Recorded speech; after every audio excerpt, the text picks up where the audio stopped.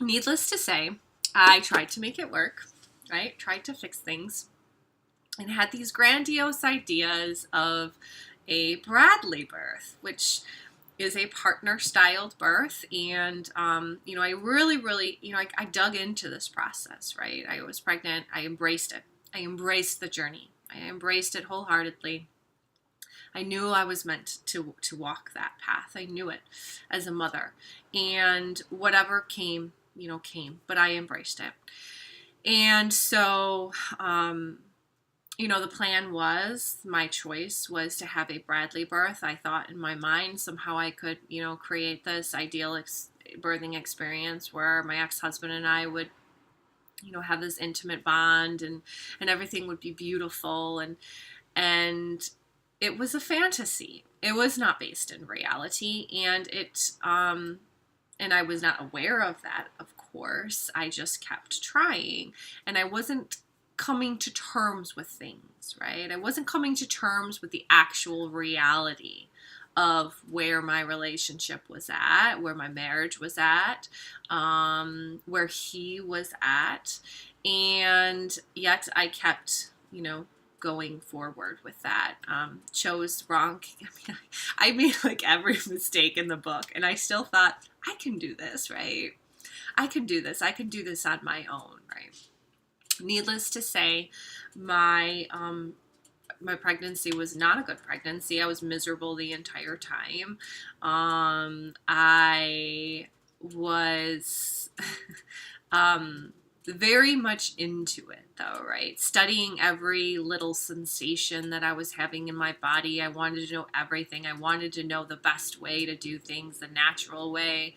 I didn't want to do pain medication, and I was like, oh, I got this, I'm a strong woman, I can do this.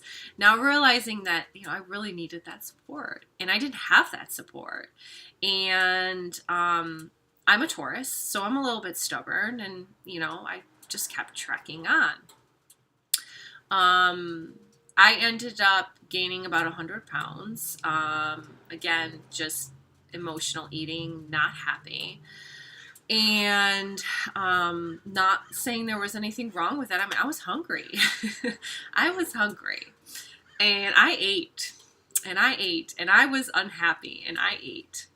But not the most healthy of pregnancies. And there were so many factors that went into it. It wasn't my fault. I wasn't doing anything wrong. It was just the entirety of what I was experiencing based on the relationship I was in, based on, I was working full time. I was working like 50 hours a week. I had this side hustle business that I was doing. It was a lot. And needless to say, about 3 weeks before my due date, I started to experience daily contractions. Now, they weren't Braxton Hicks. They were more than Braxton Hicks, and yet I couldn't find much information out there on it. Turns out it was prodromal labor, which women can often experience weeks, before they give birth, and it's like early labor. But they were painful, and to have to go through that, on my own, not there wasn't much information out there on it. It was very difficult to find. I've since found a lot now, but nobody understood. Nobody understood what I was going through. I didn't have a doula. I couldn't afford a doula, right? I couldn't afford a doula, right? I've since found out, if I would have had a doula, things would have been completely different. But, I embraced the journey, right? So I was going through that. Ex-husband wasn't there with me, right? He wasn't present with me. He didn't understand. Of course, doctor didn't understand. OBGYN didn't understand. Of course not. I got into spinning babies. I knew he was in the wrong position. I knew all these things about my body, right? But I didn't have that support. There was nothing out there. I knew I had belly mapped. I knew exactly his position. And a lot of this I had learned from my Bradley class, and I had an amazing instructor. And if it wasn't for her, I don't know what I would have done. I probably would have lost my mind. So I kept trying to turn that baby, kept trying to turn my son, knowing he was not in a good position. And I did end up going into spontaneous labor I was at 40 weeks, 5 days. Big baby, of course. They were telling me, oh, they might have to induce, all the things that, doctors will tell you. But I held firm. I did stay strong, and I allowed myself to go into natural, spontaneous labor. Once labor began, I was happy because it was finally going somewhere, right? 3.5 weeks of prodromal labor sucked. But I was anxious. And I wasn't necessarily resting in early labor the way that I should have.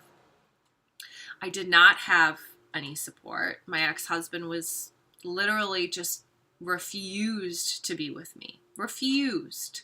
Whether it was out of fear, I don't know, but he couldn't be there. Like, I kept trying to engage him and he refused. And I was all on my own, completely on my own, not knowing what to do, not having a guide. And it was highly traumatic.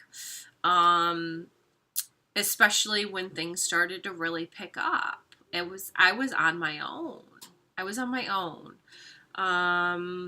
I remember sitting there timing my own contractions, trying to figure out all on my own when we were going to head to the hospital, and fearing that my ex-husband was not going to be there to take me.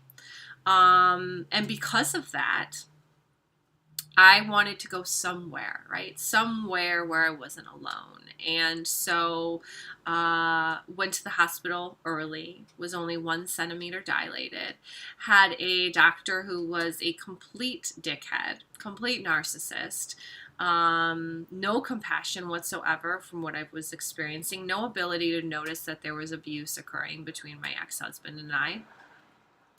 My ex-husband taking his side, you could say, in shaming me for coming to the hospital too early, for only being 1 centimeter dilated.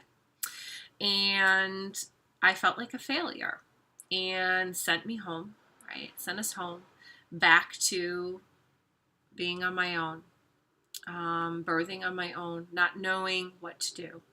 And it was very, very scary. Very scary. And so eventually, when things started to pick up again, I made the choice to go to the hospital. Of course, I was shamed again by my ex-husband. Are we supposed to stay home? What's, everything.